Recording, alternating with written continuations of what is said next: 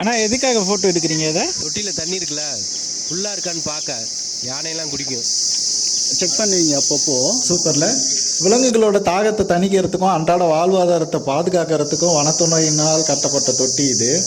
குறிப்பாக அந்த கோடை காலங்களில் காடுகளில் தண்ணீர் இல்லாதப்போ விலங்குகளுக்கு தண்ணீர் கிடைக்காத இருக்கிறப்போ இந்த தொட்டி ரொம்ப அவசியமான ஒன்றா இருக்கும்.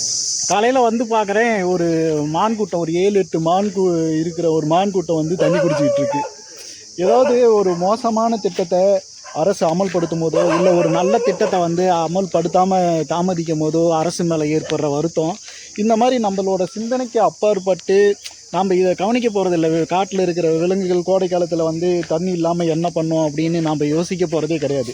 ஆனால் அந்த மாதிரி ஒரு திட்டத்தை வந்து அமல்படுத்தி அதை வந்து ஒரு நல்ல முறையில் பராமரித்து நிர்வகிச்சிட்டு இருக்கு வனத்துறை அரசு. அப்படிங்கிறப்போ இது வந்து ரொம்ப சந்தோஷமாக இருக்குது.